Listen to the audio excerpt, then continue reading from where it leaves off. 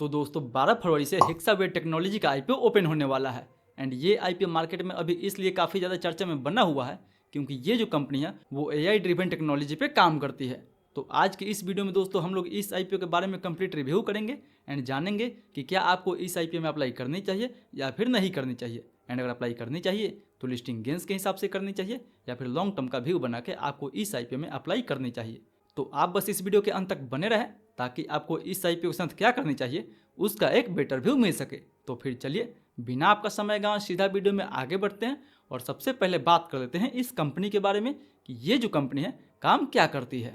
तो दोस्तों अगर बात करें इस कंपनी के बारे में तो ये जो कंपनी है आर्टिफिशियल इंटेलिजेंस यानी एआई को यूज करके बिजनेस को नया इनोवेटिव सोल्यूशन प्रोवाइड करती है। यानी आप यहाँ पे देख सकते हैं कि ये जो कंपनी है बिजनेस प्रोसेस सर्विस प्रोवाइड करती है, cloud service, data and AI service, digital IT operations, digital and software and even enterprise platform service provide करती है। यानी देखा है दोस्तों तो ये कंपनी आर्टिफिशियल इंटेलिजेंस को यूज करके कंपनी को डिजिटल ट्रांसफॉर्मेशन में मदद करती है। यानी देखा है दोस्तों तो अभी भी बहुत सारी ऐसी कंपनियां हैं जो ट्रेडिशनल मेथड से काम करती है। सो ये जो कंपनी है उनको डिजिटल ट्रांसफॉर्मेशन करने में मदद करती है। सपोज कि ये कोई कंपनी ट्रेडिशनल वे में काम करती है तो उनको डिजिटल ट्रांसफॉर्मेशन के लिए वेबसाइट की जरूरत होती है, तो ये कंपनी उनको वेबसाइट बना के देती है, एप्लीकेशन बना के देती है एंड इवन क्लाउड का भी सर्विस प्रोवाइड करती है। यानी ट्रेडिशनल वे से ये कंपनी उन्हें सीधा डिजिटल ट्रांसफॉर्मेशन में हेल्प करती है।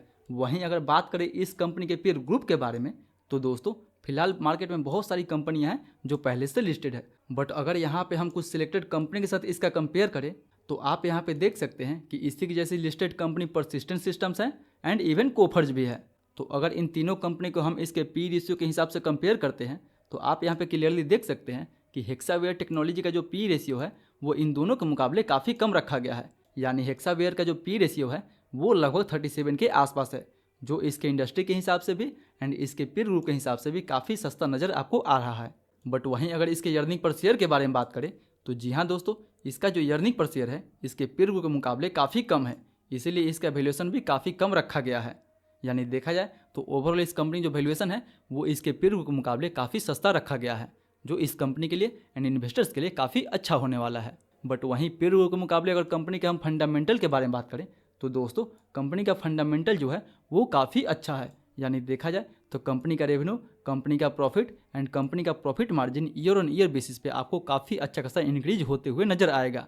यानी जहां कंपनी का प्रॉफिट FY23 में लगभग 884 करोड़ के आसपास तक था, वहीं FY24 में इसका जो प्रॉफिट है वो ऑलमोस्ट 1000 करोड़ के आसपास तक पहुंच चुका था, जो इस कंपनी के लिए काफ़ी अच्छी बात है कि कंपनी जो प्रॉफिट है वो ईयर ऑन ईयर बेसिस पे काफ़ी अच्छा खासा इंक्रीज हो रहा है। एंड ना ही दोस्तों कंपनी का प्रॉफिट इंक्रीज हो रहा है बल्कि कंपनी का रेवेन्यू एंड कंपनी का प्रॉफिट मार्जिन भी काफ़ी अच्छा खासा आपको इंक्रीज होते हुए नजर आएगा। एंड यही नहीं दोस्तों, ये कंपनी एकदम से डेट फ्री है, जो इस कंपनी के लिए और भी अच्छी बात है। यानी देखा जाए तो इस कंपनी के ऊपर ऑलमोस्ट जीरो डेट है, यानी कंपनी फंडामेंटल वाइज तो काफ़ी अच्छी है। वहीं दोस्तों बात अगर करते हैं इस आईपीओ डिटेल के बारे में तो ये जो आईपीओ है वो 12 से 14 फरवरी तक ओपन रहेगा, जिसका प्राइसमेंट 674 रुपये से लेकर 708 रुपये पर शेयर रखा गया है।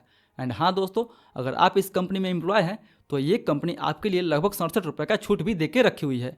यानी जो इस कंपनी में काम करता है उसके लिए ये कंपनी कुछ एडिशनल भी छूट दी है, जो इसके एम्प्लॉय के लिए तो काफ़ी अच्छी बात है। वहीं इसका टोटल इशू साइज लगभग 8750 करोड़ का होने वाला है, जो पूरा का पूरा ऑफर फॉर सेल के तहत आएगा। यानी देखा जाए दोस्तों तो इस आईपीओ से ये कंपनी जो भी फंड जुटाएगी वो सारा का सारा पैसा कंपनी के प्रमोटर के पास जाने वाला है, जिससे कि इस कंपनी को कोई भी बेनिफिट नहीं होने वाला है। यानी इस आईपीओ में पैसा तो आपका होगा पर मौज उस पर आपका प्रमोटर करेंगे, जो थोड़ी सी निगेटिव बात है कि ये सारा का सारा आईपीओ ऑफर फॉर सेल के तहत आ रहा है। वहीं 1 रुपये के फेस वैल्यू पे मिनिमम इसमें 1 लॉट अप्लाई कर सकते हैं।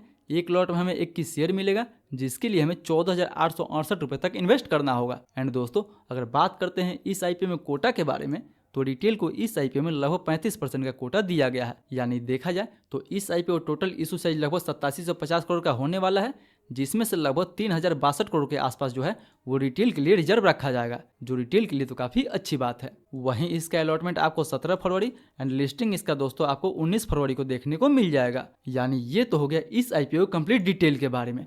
तो चलिए अब हम बात कर लेते हैं इस वीडियो कंक्लूजन के बारे में कि क्या हमें इस आईपीओ में अप्लाई करनी चाहिए या फिर नहीं करनी चाहिए। तो दोस्तों अगर सबसे पहले बात करें कि क्या हमें इस आईपीओ में लिस्टिंग गेंस के लिए अप्लाई करनी चाहिए या फिर नहीं करनी चाहिए, तो देखिए फिलहाल इसके ग्रे मार्केट में लगभग 5% के आसपास तक डिमांड बना हुआ है।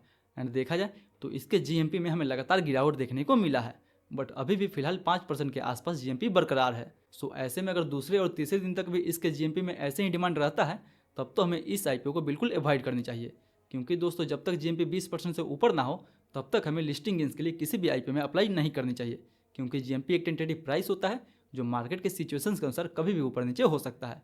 इसीलिए अगर इसके जीएमपी में 20% के ऊपर डिमांड हो तो ही आपको इस आईपीओ में अप्लाई करनी चाहिए, अदरवाइज इस आईपीओ को अवॉइड कर देनी चाहिए।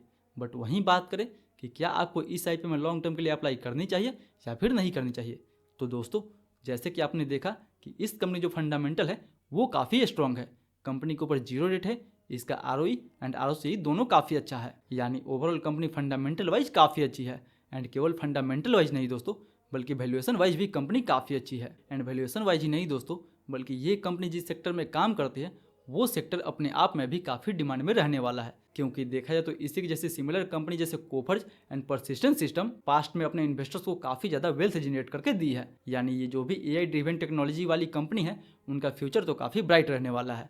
एंड यही नहीं दोस्तों, कंपनी का मैनेजमेंट भी काफ़ी अच्छा है, जिन्हें इस बिजनेस के बारे में काफ़ी अच्छा खासा नॉलेज भी है। यानी देखा जाए तो ओवरऑल ये कंपनी लॉन्ग टर्म के लिए भी काफ़ी अच्छा रहने वाली है। सो कौन कौन इस आईपीओ में लिस्टिंग है एंड कौन कौन लॉन्ग टर्म के लिए अप्लाई करने वाला है वो हमें नीचे कमेंट करके जरूर बताएं।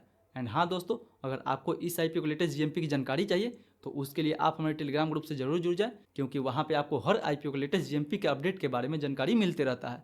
सो मेक श्योर कि इसके जीएमपी के लेटेस्ट अपडेट के लिए आप हमारे टेलीग्राम ग्रुप से जुड़ना ना भूलें, जिसका लिंक भी आपको डिस्क्रिप्शन बॉक्स में दिया गया है। तो दोस्तों ये तो था मेरा पूरा व्यू इस आईपीओ को लेके। आई होप कि आज का वीडियो आपको काफ़ी पसंद आया होगा। अगर वीडियो अच्छा लगे तो वीडियो को लाइक करें, चैनल को सब्सक्राइब करें, एंड जो भी आपका सवाल है मेक श्योर के नीचे हमें कमेंट करके जरूर पूछें। मैं कोशिश करूंगा कि आपके कमेंट का 20 मिनट के अंदर रिप्लाई दे सकूं। फिर मिलते हैं अगले वीडियो में, तब तक के लिए सेफ इन्वेस्टिंग।